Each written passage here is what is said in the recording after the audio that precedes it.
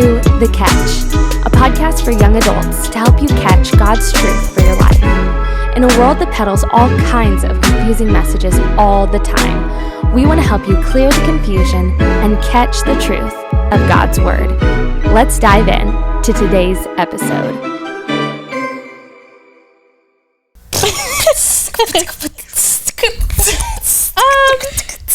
Welcome back to The Catch with Kenzie, and here's our favorite guest. It's Peyton, and it's Journey. Say hi. Hi. I guess not at the same time. I'm gonna keep working on the intro, but I think we're getting closer and closer every time. I agree. It's really just the bass. Oh, you don't have an intro. I gotta get my sounds together. Yeah. Sure. Sounds. Yep. Beatboxing. Anyway, I'm gonna get there. Hey, you guys, probably it would be good to introduce yourself. So, who are you, lovely lady on my left? What do you want me to say? What's Just your name? Peyton. Yes, that's your name, huh? My name's Journey. Journey. And, here, you guys gotta do me a favor when you're talking. Just, try to keep your mic. We didn't talk about, any We didn't podcast etiquette at all. None. But just, keep your mic kind of... Close? Whoa. You can keep it a little closer, and that might be good. Okay. Yeah. Okay. Yeah, there you go. You guys Okay, are like pros. this? You Perfect. guys are pros. It's excellent. Basically. Excellent. So, what do you guys do? You guys help out at the church in a big way. Yeah. Tell me about it, Peyton. I intern under the youth pastor, Rowdy. Uh-huh. I'm his assistant, so I just help run YNG. Yeah, All the behind the scenes logistics, all that kind of stuff. Super fun for me. it's awesome. And you do Yeah, I really love it. great at that. I love it. Yeah. And what do you do, Journey? I interned under B-Phil. She's my favorite. So, and I do media, social media, videography, photography, Uh-huh. all the things. And it's fun. So, You guys are so good. You guys are both so good at what you do, and I love that. Also, if you're watching a video, you know that it's a rainy day today because Journey and I are both wearing hats, you know? And it's just it is a rainy day today. I wasn't wearing a hat earlier, but I went out on Texas State campus. Today's my day to go hang out on campus, and it was just raining, and you're walking around out there. That's one thing I don't miss about college or about being at Texas State. I was thinking about that while I was walking around, too, because, man, I had the best calves. It's just the When I was at walking. Texas State, I gained my first semester. That's a different podcast for sure. I gained 30 pounds my first semester of college. Oh. But then what? But I had great calves. I just Yeah. had the best calves. There's a lot of hills. I didn't know that you went to Texas State, actually. One semester. Oh, Just one. One. And those were my two biggest accomplishments. that's great. Being at Texas State. And gaining 30 pounds Oh. and having the best calves. The best calves. Yeah. I just feel like In I all feel like its it is dimensions. kind of an accomplishment to gain 30 pounds. To gain 30 in one pounds. semester. Like, that's impressive. You know?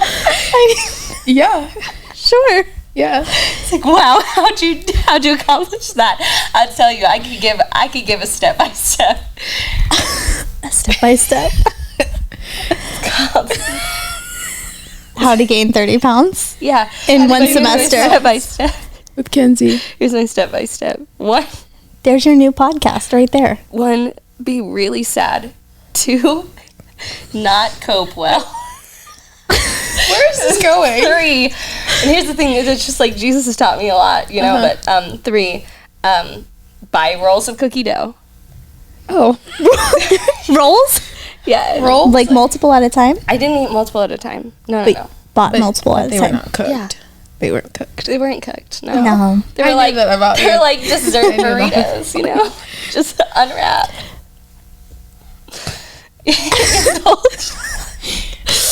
So, anyway, that's one reason we have this podcast is to help young adults make better decisions. Yeah. Catch God's vision for your life. Live it out. And God's vision for your life is not eating rolls of cookie dough like that. No. He might, Right. it's okay to enjoy something good, but anyway, that's a different podcast is all I'm saying. Yeah. Yeah. But I was thinking about, anyway, I went to Texas State today. I was walking up hills and I was thinking, man, I remember doing this. I'm glad I'm not doing this That's anymore. crazy. Yeah. That's crazy. There I you didn't go go. to college. So What? I didn't go to college. Yeah. Just avoided the walking, the learning, all of it. And Both the of those learning. things. Well, Yeah. that's okay. That's okay. Not everyone needs to go to college. That is true. Most people don't, honestly. So, it's good. Yeah. It's good. Well, today we're going to talk about, actually, let me tell you this too. When I was my first semester of college, you know why I was so sad? I didn't have any friends. Man. Yeah, seriously. Friends. And so today we're going to talk about, I said, hey, what do you guys want to talk about? And y'all said friendship. Yeah. So we're going to talk about friendship today. Yep. And I'm really excited because too. you guys, we're all learning and growing, but you guys have really tried to invest in friendships, and I've seen you do that, and I've seen you work hard at friendships and try to learn and grow in that relational dynamics. So, so let's talk about it. I'm excited to talk about it. What did y'all want to start with first? Oh, a starting point. Peyton, did you want to talk about setting boundaries? I mean, we can. I don't know if that's a good starting point, though. Well, I wouldn't know how to segue into that. Okay. All right. Let me help you. Let me help you guys out. I'm just looking at your list of topics here. So let's start with Journey. Journey, are you these notes in blue here? I don't Yes, know. that's Journey. That's Journey. I don't know why that's there. Okay. So Journey, tell me about friendships in middle school and high school. Oh, okay. Yeah, I wrote this down just because I feel like I viewed and I treated friendships in middle school versus high school a lot differently.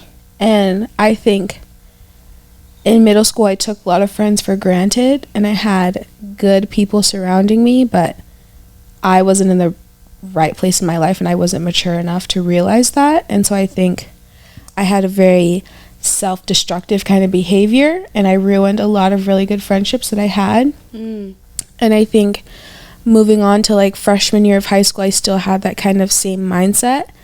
But then going on to sophomore year, I had no friends at all. Like I had friends and acquaintances, but I didn't really have anybody to talk to or to share with, like hang out with. I didn't have those kinds of friends. And so I think my mindset and my perspective on friends and how to pour into those friendships and treat them definitely changed. Yeah. Yeah. So, what got you to a place where you learned how to treat friends well? I think just learning right from wrong. And really I think before I didn't have friends, I didn't know like right from wrong on friendships. And so it's like if your friend is feeling upset about something that you said or something that an action that you did towards them, before I knew right from wrong, I'd get defensive and I would start an argument and say, well, you did this to me and blah, blah, blah. Instead of saying, okay, I'm sorry that I hurt your feelings. I'm sorry that I said that I shouldn't have, and then move forward from there. I think that's kind of where the switch was made. But that's just one example on how I've kind of learned. And I think also just as I've grown and matured, I've learned more and I get to be around people like you, Kenzie, and people like Bethany who are teaching me still. Yeah. One of my favorite, you just had me thinking about this, one of my favorite things to do, because a big part of friendship, fortunately, unfortunately, is conflict. And I say fortunately only because I do think conflict is where we actually grow as people. Yeah. And we actually grow our relationships. So conflict is not a bad thing. It can actually springboard us forward in our relationships and make our relationships stronger. It's like that. It's like friction that starts a fire. Fire can be a good thing Yeah. or it can be a bad thing. Yeah. Right? Yeah. We want that friction to start a good fire, like a fire in your fireplace fire. Yeah. Right? Yeah, you just got to put it in the right place. So, but one of my favorite things to do when we've talked about like, oh no, there's some friction, there's some conflict happening in our relationships, is to sit down and actually practice our conversations together. Yeah. And We've done that. we've done that. I think have I done that with you, Peyton? Yeah. I feel like we've done that. Yeah. But the great thing is because you actually, if you find someone that you can trust to like have those practice conversations with, it gives you the opportunity to go ahead and like mess up or say the thing that you maybe shouldn't be saying, and you can kind of see, oh, this is how this would land, or oh, how do I feel after I said that? Actually, I don't feel that good after saying that, you know. And so I always would encourage people, when you have friendships, one, don't run from the conflict, engage in the conflict. But two, you know, find someone you trust and practice those conversations. And there is a difference between, because I've seen people do this as well, where they just are having conflict with one of their friends, and they just keep coming to another person. This has happened to me multiple times, where someone will be having an issue with a friend, and they just keep coming to me, and they're like, oh, I'm having this issue with this person, and it's really tough. And I'm like, okay, that is so tough. I'm so sorry. And like, I know it's tough. You know, let's find a way to remedy this. And we'll talk through it, and we'll have a practice conversation. And then they'll come back to me the next week and they'll say, oh, you wouldn't believe, we're still having a tough time. I say, have you had that conversation that you talked about? Well, no, it wasn't the right time, or and I'm like, okay, well, why don't you go from here and have that conversation? And then, you know, the next week I hear it again. Oh, you wouldn't believe. Well, have you had the conversation? No, I haven't had the conversation. Well, you know, like just things. It's good to go to someone that you trust and you know, talk things through before you have that conflict conversation. But ultimately, nothing is going to change until you start taking some steps forward in your relationships. Yeah. And I also think another thing that I just kind of thought of is I never really admitted fault. I never accepted blame for an argument or conflict.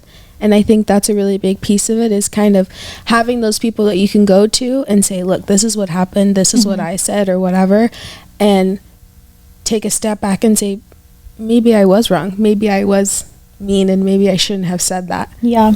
And I think ultimately, if you can admit fault and admit blame, then you're kind of being the bigger person in that situation. Well, and it takes your relationship so much farther when you do that. Yeah. Bethany and I are great friends because Bethany's my sister. We work together. We live together.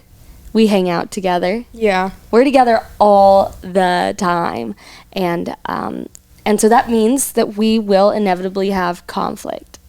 And the thing that works best for us and happens less often than it should is what you're saying, Journey. Yeah. Is actually just admitting, is like actually being honest. Like, for instance, because we work together, we're busting through things all the time. We're working on projects and working on projects together. And sometimes it's like, man, there's so much going on. I'm so overwhelmed, and you're so overwhelmed in making things happen, right? And we can start to play the blame game, but actually, because this was a conversation we had recently, if I'm just honest and I'm saying, actually, here's what happened. Like it wasn't. I'm not trying to ignore you. You know, I'm not whatever. I'm actually just feeling very overwhelmed. Oh, you are? Me too. Oh my gosh, you know? Yeah. And we're able to actually just come together and have understanding. But it's not until you start being honest with your friends. And that's really what owning up to things is. It's just like actually being transparent with people. Yeah. And we have a fear of that. Yeah. You know? Like we don't want people to really see us. Yeah. You know? So, here's something, you guys. Our generation, Gen Z, Mm-hmm. we love Gen Z. We're the people, Mm-hmm. right? For sure. But we're in the middle of a digital age, digital revolution, and the facts are in, the stats are in. Social media isolates. Mm-hmm. It makes us more lonely than any other generation has ever been. How do you deal with that? How do you feel like that's true? How do you try to break free from the loneliness cycle that can happen with social media?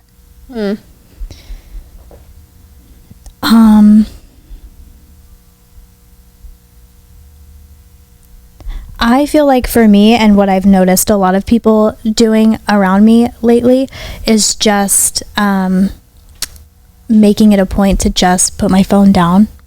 Mm-hmm. I've gone as far as like leaving it in a different room. Yeah. And just really prioritizing spending alone time with God, especially when I'm going through some lonely points, which I've been going through lately, whether that's in like friendships or other stuff going on. I just really find that leaving my phone in a completely different room where I'm not even seeing the notifications from social media has really benefited me. I don't know if that's a word. Yeah. Benefited. Okay. That's weird. But it's been really good for me. I just leave it because once you get on social media, it's just so sad. It's just so sad all the time. I feel like everything I see is so sad. Everything, it's just easy to get reminded of things that are depressing and sad. It is. Well, it's really interesting you're saying that, because I would so agree. As I've paid more attention to how I'm feeling as I'm scrolling, like if you actually pay attention, it's not gonna make you feel better. Yeah, it's just it's gonna make you feel worse. Yeah. Mm-hmm. And you're like, now I'm sad about things that I wasn't even sad about to begin with, and now I'm upset. Now I'm upset. Sure. Yeah. Whether it's like we're seeing things that we want and we can't have, or there's kind of the comparison game, and you may be thinking, well, I don't struggle with the comparison thing, because that's what I usually think too. I'm like, oh, I'm secure, I'm good. I think that too, all the time. But then as a single person, I see people who are dating or getting married or having kids, and I realize when I'm walking away, I'm like, oh, I was actually just sitting there thinking, wow, wish I had that. But you don't realize what's happening in the moment until you walk away, Yeah. So I think that's so good. That's really healthy to just be able to set your phone aside and not worry about it. Yeah. That's awesome. Journey, what about you? I would say right now in my stage of life, I'm very blessed and fortunate to have this internship, because I feel like it allows me to have human connection every day, which is important. Like you just have to talk to people. You can't and I think especially, and I know we're doing this podcast for like 18 to 30-year-olds and people who are in college, and it's hard to branch out and it's hard to make friends, but I think the main thing that you can focus on is like the benefit from that. Like, I don't think that making friends is ever going to be a bad thing. No. If you learn how to keep those friendships and grow them and make them healthy friendships, like you're never going to get anything bad out of having friends. And I think having human connection is so important. Like, you just have to talk to people, laugh with people, and have fun, and like that's what God created us for, was community. Yeah. And without that, it's like there's a piece of us that's not there. And I think with social media as well, like I know for myself, I find myself scrolling on TikTok and I'm like, man, I should really get off, and I scroll for like 5 more minutes and I look at the time and it's actually been 30, and you just get sucked in, and it's just it's not a good feeling to have. Like Peyton said, like you leave that feeling upset and you're like, wow, I just wasted so much time of my life. For sure. Doing what? Nothing. Sure. I love, oh, sorry. You want to say more? Well, I was just going to say, I also think it's important, to note that social media can be a good thing sometimes. How you use it depends. Okay, yeah. And I think when you're using it to spread the word of God, that is the best option for you. If you're using it to compare yourself to other people or using it to distract yourself from real things that are going on, delete it, cut it out. Yeah. You don't need that. Absolutely. I almost want to think of social media as like the, like in the Hunger Games. I love Okay. the Hunger Games. Okay, so in the Hunger Games, sometimes they'd get the sponsors, right, that would Yeah. drop them packages of whatever, balm, food, water, right? Okay, so it's almost helpful to think of social media, I think, in these kinds of terms. Everyone is in the Hunger Games, right? Like on social media. Like Yeah. Instagram is the Hunger Games. TikTok is the Hunger Games. And everyone's out there running around and they're trying to win, right? And so what we're going to do, we're not going to participate in the games, Yeah. but we're going to drop those parcels of rescue. Yeah. Yeah. Okay, this is going to keep people going. This is going to help pull them out of the games, right? Like, Yeah. so I'm going to drop this truth package Yeah. right here. And then get out of there. You know what I'm saying? Yeah. Run. Run. Sure. Because the thing is, like, you're not going to miss out on anything. You're not going to, guess what? You're going to hear the news. Like, if you're looking for, like, what's going on in the world, you're going to hear it. Yeah. I'm not on TikTok, but I get to hear, like, I know what's happening on TikTok. Yeah. Yeah. I'm not, Everybody else knows what's happening. So. everyone Yeah. else knows, so I just know. I'm going to hear about Yeah. it. It's great. I'm not really missing out. I can participate without getting sucked in. And so, I'm so sorry, my friend. And so, You should have moved that. you know, it's okay. We just knocked over water in here. It's fine. Anyway, that's how I think of social media. But Journey, when you were talking about human connection, the importance of human connection, it reminded me of when I was in college. Okay, so I was living in Phoenix, and this was my first semester in Phoenix. Okay, so I spent maybe about 3 months before I came home to visit, and so 3 months there. I'm hanging out. I'm having a fine time. I'm trying to make friends and whatever. It's a little lonely, you know, but it's fine. But that was because the cookie dough thing. That was at Texas State. Okay, it was just a timeline. I learned a little better. Okay, by the time I got to my second semester of college, but I was in Phoenix then. I come home though, and I get off the plane, and I remember first thing that happened. My mom hugged me. And I realized when she hugged me, I started tearing up. I started crying. Why? Not because I missed my mom. I mean, I did, but that wasn't why. It was because I realized, oh my gosh, nobody for 3 months has touched me, has hugged me, I have not had any kind of like real. I mean, I've talked to people, but like there's something important about us, like about a hug, about like actually touching a person appropriately. Yeah. But there is something important about us. Like God has made us to be communal beings. Yeah. And there's just nothing like that interpersonal kind of thing. you Yeah. know? So the internet can be helpful. Like our phones can be helpful, but actually you got to get face to face with somebody. Yeah, I you agree. know? Yeah. What are some excuses that people make? And maybe you've made these, and that's okay. Like excuses sounds like a dirty word, but I think we've all done this. Yeah. What are some excuses that you've made to isolate yourself, to actually that keep you from community? I would say a classic one for me is probably like I'm tired, which is valid. I'm tired sometimes, but I think most of the time when I'm hanging out with people who I love and who are genuine and they love me, like I leave that hangout feeling refreshed and less tired than I was before. And so I think yeah, that's one of my excuses. Like, I'm tired and I don't want to and blah, blah, blah. But in reality, like, I can use this time to, you know, hang out, have a good time. Mm-hmm.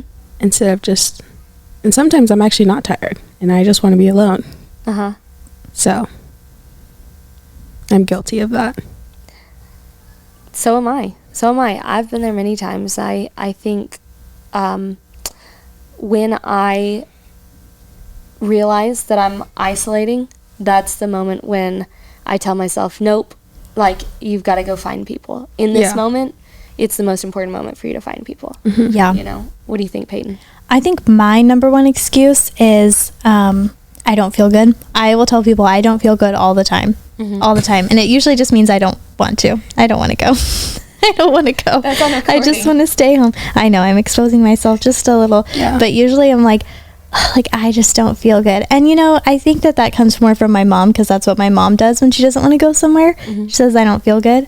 And she'll just stay at home and just kind of be a homebody. But my biggest excuse is like, I just don't feel good and I don't want to go. Mm-hmm. I don't want to go. More recently, I feel like I've been saying that to kind of avoid conflict, which I'm also really guilty of. Mm. And I just don't want to deal with it. So I'm just like, oh, I don't feel good. I have a fever, actually. So I just can't. Yeah. I just can't go. Or I say like, oh, I haven't seen my husband in days, so I just want to stay with him. 9 out of 10 times, that's just not true. I just don't want to go. Yeah. I just don't want to go. You're actually at home. He's at home, but you're in separate rooms. Or he's at work and I'm at home and I'm like, oh, I just haven't seen my husband in days and I just want to hang out with him and he's not even there. I'm like, I don't want to go. But I'm, instead of just being truthful, being like, oh, I'm just feeling really drained. Uh-huh. I'm like, oh, I don't feel good. Or I make up an excuse so I don't. But I don't know if that comes from a place of like me being mean or just I just don't want people to feel like they have to. Let's talk about people who there are life givers and there are soul suckers. Mm-hmm. Wow. Okay. So let's talk about that distinction. How do you think you can tell the difference between life givers and soul suckers? And you guys are so awesome because you are having 2.5 seconds to think about this. So good job, everyone. But life givers, soul suckers, you've seen it happen. Yeah. How do you think you tell the difference? I think a big thing for me is like kind of how I feel not only when I'm hanging out with them or it's just after. Mm-hmm. Like if afterwards I'm feeling like more drained than I was before, mm-hmm. or when I hang out with you all you do is like need something from me consistently, mm-hmm. which is totally fine. Like we all have those people. Those are just friendships that you specifically are going to those are going to be people that I believe that God has given you to pour into. Mm-hmm. And sometimes you just have those friendships that's all it is. Like you're pouring into that person and you don't necessarily receive that back. But then you have friends that are like life givers who are going to pour into you, mm-hmm. and you can go to them. And it's kind of a more even balance with a life giver, I would say then. Yeah. Okay. You thinking the same thing, Journey?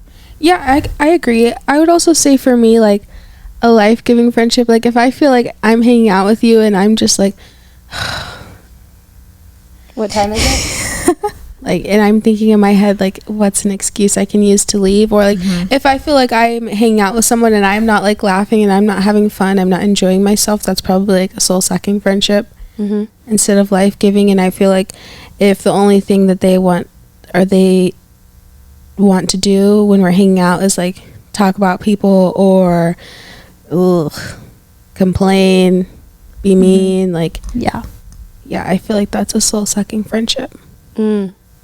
I think Peyton, you're right that really every person that comes into our life, like I'm so certain that God's plan is at work all of the time, mm-hmm. around us. That I really truly believe every person that comes into your life, like God has planned for that person to be mm-hmm. there. So mm-hmm. whether they're soul sucker or life giver, yeah, like God has a purpose for that. Yeah, mm-hmm. And so our job is to steward everything that God gives mm-hmm. us. So that includes the people that He sends our way. Yeah. So soul suckers, life givers, we're stewards of all of those Yeah. people. And so it's not, a lot of people want to talk about putting up boundaries, right?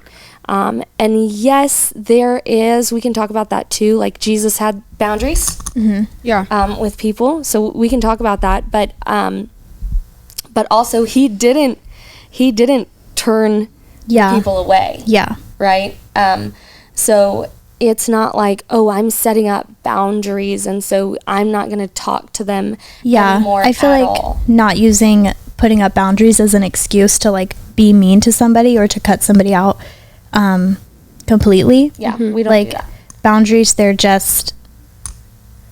boundaries are put in place for you to have healthy friendships and healthy relationships, and that's something that you taught me when we were talking about boundaries, and that they're not just an excuse for, okay, I'm putting up a boundary and I'm just not going to talk to you and we're not friends anymore, and that's Right. my boundary. Like, no, Right. your That- boundary is maybe like you limit how often you hang out with them, or you limit like what you talk about or what you do when you're with that person. Yes. And you're very clear about your boundaries, so there's no confusion to prevent conflict in the future. Absolutely.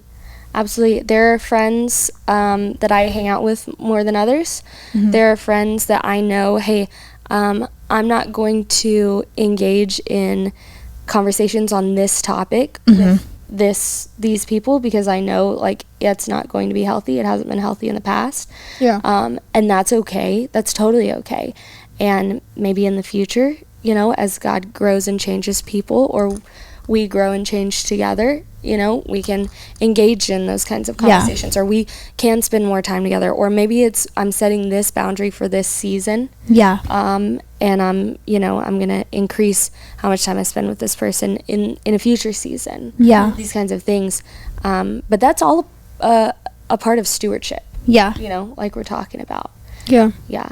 It makes me really sad when people are like, well, I'm cutting them Yeah. off completely. Yeah, I would say that's not even, I wouldn't even label that as a boundary. That's just being mean, I think. It's just being mean. It's just being mean. Sure, absolutely. So let's talk about, because I know, Peyton, I'm 80% sure, you'll have to forgive me, that we've had this conversation about Jesus and kind of how he set up boundaries. Yeah. Journey, I don't know if we've had this conversation. I don't think so.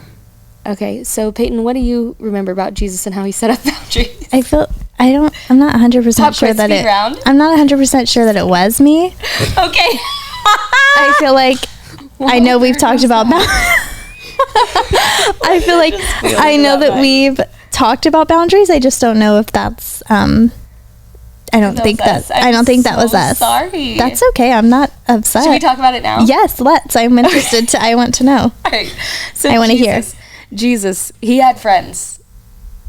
He did have friends. Did you know that? I did. Okay. So Jesus, he had the multitudes, right? That were around him, following him. He couldn't escape from the multitudes. Okay. These were the people that he was preaching to, that he was ministering to all the time. Especially if you're in ministry, which I think if you're a follower of Jesus, you should consider yourself a minister of the gospel. You're an ambassador of the gospel. So this can be you too. But there were the people that Jesus was ministering to, right? All of them. Then he had kind of that more that group that was more closer to the inside, right? So that includes the disciples. That includes you've got like Mary. You've got I don't know, these other people who are closer to the inside. You know what I'm saying? Yes. Yeah. There were some more. Now I sound a little silly because I couldn't name any more names, but maybe the disciples and Mary. Sure. There were more. But then you've got the 12, right? And this is really where the breakdown happens. You've got the 12. And so these were people that Jesus walked with, he talked with, he did life with. They had meaningful conversations. They engaged in conflict. Believe it or not, Jesus engaged in conflict. They grew together. They hung out a lot. But then he had the three, right? So there was James, there was John, and there was Peter. Not everyone, even in the three, people did not get along all the time, but they were friends. Yeah. Okay, and they were closer. This was a closer knit group, where we see Jesus being a little more open. And really, I'm still thinking of conflict moments, but like when he turns to Peter and is frustrated with Peter, he says, "Get behind me, Satan." You know, like he's he's a little more open here. Okay, and then there was the one. Jesus had a bestie. His name was John. Okay, John was, as John called himself, the one that Jesus loved. And so Jesus had a bestie, you know. And we see it in all of these breakdowns. It wasn't, I mean, Jesus was perfect, but the relationships were not perfect because people are people, right? Yeah. But we do see, as the number gets smaller, an increased amount of time, an increased amount of trust, an increased amount of vulnerability for these different relational breakdowns. And so this is how Jesus did it. So this is how we want to do it. Yeah. You know, so it's not that you can't be open with people, but just think, really the idea is think about who you're hanging out with, who you're talking to, and then set your own personal boundaries in that, okay, I know I can trust this person with this much, and so I am. But you have to, really, I think, friendship, you have to, we're afraid of trusting people, we're afraid of being vulnerable with people. You have to have people that you are open and honest with, that you are confessing your sins to, that you are getting encouragement from, that you are giving the last 2% of yourself to. You know what I'm saying? Yeah. And just my own confession here, I have not always been good at that. Like, I've been really good at hiding pieces of myself. And over the past few months, I have made it a intentional practice to just be honest. With, not that I'm walking, that sounds weird. I'm not walking around lying to people, but honest is taking a few people and being just absolutely vulnerable. Just like here. And you know what? When we do that, like, people can take our business, and you know what? We run a risk in doing that. Like, people can take our business, they can crush us with that information, and hopefully they won't. But I tell you what, it's worth the risk. It's completely worth the risk, because that's just how God made us to be. Like, he's made us to heal in community, he's made us to find accountability in community, he's made us to find joy in community, but it doesn't happen without being vulnerable and honest. Have you taken that leap with people before? Or just like, okay, here's my worst and my best, but here's my worst. And I think I try to be very cautious with my friendships, I think, and who I let close to me. But I think when I've taken that leap and I've said, nobody knows this, but I'm going to tell you because I need to tell someone, like, I think the friends that receive that well, I guess, and the friends that not necessarily support you, but they tell you what you need to hear and they still love you, I think those are the friends that you keep.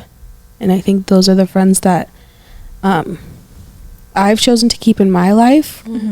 And I think the biggest thing that really comes with that, being vulnerable and I guess confessing your sins to a person is accountability with that. And I think that's a really important thing in friendship, is having friends that are going to keep you accountable and that are going to hold you to that.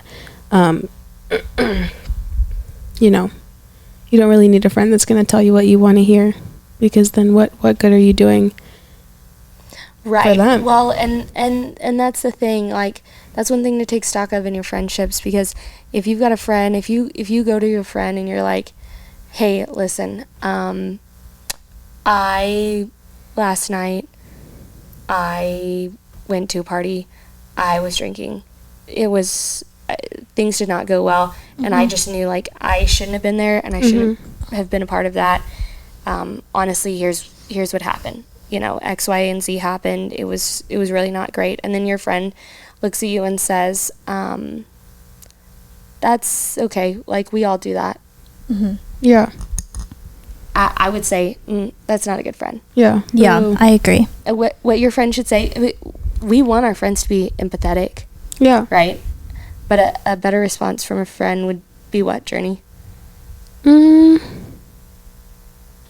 I think a better response would probably be like, that wasn't the right decision, and you know that, but I think that we can move forward from this. Like, you can talk to God about this. Like, you can take steps in the future to not put yourself in that situation, to even, you know, be at a party. Yeah, I mean, I think our friends, yes, absolutely. We want them to, like, call us out. Yeah. Call us, and when I say call us out, I don't mean, like, we're not hammering each other over the head. Yeah. Yeah. But our friends should call us to a higher standard. And so, yeah, hopefully our friends are looking at us in situations like that, and they're saying, but I know you. That's the thing. That's not you. That's not Yeah. who God made you to be. You're so much more than that. Your worth is more than that. And so what we're going to do now is we're going to pray together. We're going to ask for forgiveness together. And we're going to ask for God's help and provision. And here are some steps that you and I both, and the reason I'm saying you and I both is because, you know, the Bible tells us to, like, carry each other's burdens one to another. Yeah. Right? And so hopefully your friends are coming beside you in your sin and in your struggle, and they're saying, okay, now we are gonna lift together. We're gonna move forward together, you know? Yeah. That's the beauty of friendship. So, have you ever been there? Have you ever experienced that in a friendship? Yeah, I think so. Being on both ends of that, but really just being on the side of the friend that just keeping in mind, like, when your friend comes to you with a situation like that, like, it shows that they trust you and that they maybe look up to you isn't the right word, but, like, they see you as somebody who isn't going to make them feel worse than they're already feeling. Like, they're coming to you because they already feel convicted for that, and they want answers. They don't want somebody, I don't know, for me it's like they don't want somebody to tell them, like, oh no, it's okay, like, we all make mistakes. Like, friends like that who are coming to you and they know how you are wanting you to tell them, like, you're better than that, and we both know that you're better than that, so let's walk through this together, and how can I help you in the future? Absolutely. And just somebody who really is going to hold you accountable, because for me it took a long time to find a friend like that who wasn't going to be like, oh, it's okay, like, we all make mistakes, because then you hear that enough and you're just not going to feel convicted after. Yeah. Because you're like, everybody makes mistakes, so Everybody has those days. yeah, exactly. And you're just not going to feel convicted after You know what that. I'm talking about? Yeah. Everybody gets that way. Do y'all know that? Yeah. Yeah. Okay, cool. I just wasn't sure. Y'all were looking at me like, whoa, Hold on. hold up. That's funny. Yes, Yeah. I know that. Okay, cool. But when I say it took me a long time to find a friend like that who could hold me accountable like that, somebody who I will always say does a really good job at this is Journey. Wow. She is probably, and even though sometimes she will get a little snippy with it. Yeah. That I was just about to say something about that. I feel like Judy, we love you. that works for me because Okay, good. I know her. You know her, and know her. also But she has such good she can change that depending on who she's talking to. She's really good at that. yeah. And she's really good at holding really good people at that. accountable in the way that they need to be held accountable. Yeah. That's awesome. So And that's where so good. there's a lot of us who are walking around, and I've been there too. That's the thing. And you guys have been there. Jordan said she'd been there. Peyton, I feel like you've probably been there too. You're walking around and you're saying, where though? Where do I find those people? And Yeah. And you know, I've been there, and I've heard people say they're out there. Those people are out there, and I've been like, yeah, right. Okay, but where? Like, okay, but where? But Yeah. like, actually, where? So where do we find those people? How does that work? What do you think about that? I've got some answers, but I want to hear what you guys think first. I think in the church, really. I don't think I really had those people until I found this place. And I think, you know, there's friends out there who are going to hold you accountable and be good and treat you good as a friend, but if they don't know Jesus, then Yeah. is it really the most equally yoked friendship that you can have? Okay. Yeah. Yeah. I'm with you. I think even more specific than that, just 1830 at our church, like there's a whole, It's young adults community. there's a whole ministry, a whole group of people who are walking through the same things as you, have walked through the same things as you, and there's also those people that are one day going to walk through the same things as you have. Yeah. Yeah. So I didn't really find my people until I joined young adults. And I was like, oh, this is like a whole wide range of people who have walked through range. all different things Yeah. that now I know them and I've built relationships with them. And I feel like I have a good support system with these people. Yeah. Yeah. So that's kind of what I was thinking. We like to just say, even as Christians, we're like, okay, I know I'm going to find community in church, so I'm just going to start showing up to church on Sunday. It's like, man, that is a great start. I'm so glad that you're showing up to church on Sunday. But it has to take intentionality to find those life-giving friendships. And so it means that when you show up to church, you need to be doing things like serving, because you're going to actually meet people in that. Like if you're coming into church and you're just sitting down in the seat and then you're running out the door as soon as it's over, you're not going to find people that way. I'm sorry. I know what that feels like. And you're like, where are the people? They're not finding me. No. The responsibility is on you to go find the people. And it always will be. So go get into a young adults group. If your church doesn't have a young adults group, go, I'm sure your church has some kind of community group structure. So go get in one of those groups, even if it's with older people. You know, sometimes we're looking for the perfect friendship that we feel like will suit our needs. One thing that I've decided, because I've tried that as well, where I've been like, well, I'm looking for these specific types of people to be my friends. And, you know, one thing I hear a lot is that leadership is lonely or ministry is lonely, because that's what I do, right? And I've just decided I refuse to believe that. I refuse to believe that it's lonely, or that my life has to be lonely because of what I do or who I serve. No, Christianity, the Christian walk, is a communal walk. It's a communal faith. And so I'm not going to be lonely. I'm just going to widen the scope of my friends. You know, there are trustworthy people out there that you can be friends with no matter what their age or their stage of life. And so I think that's one important thing. But also, I will confess this as well. There are lonely seasons. Yeah, for sure. It doesn't mean you have a lonely life. It doesn't mean you have that Christianity is lonely or leadership is lonely. But there are some lonely periods. I would have some questions when people say they're lonely, like, what are you telling yourself every day? If you're hanging out with people but you're still feeling lonely, let's talk about maybe your internal thought process on that. Yeah. But there are some lonely seasons. I think God uses that to allow us to be in better relationship with Him. But I don't think that's a forever thing. And I would just have a lot of questions if you say you're in the middle of a lonely season. Yeah. You know, how are you engaging? Who are you engaging with? There's a lot that plays into that. But yeah, you guys, what a great conversation on friendship. Anything else, final thoughts you want to share about friendship? Just to wrap up. Peyton says no. Journey says Yeah.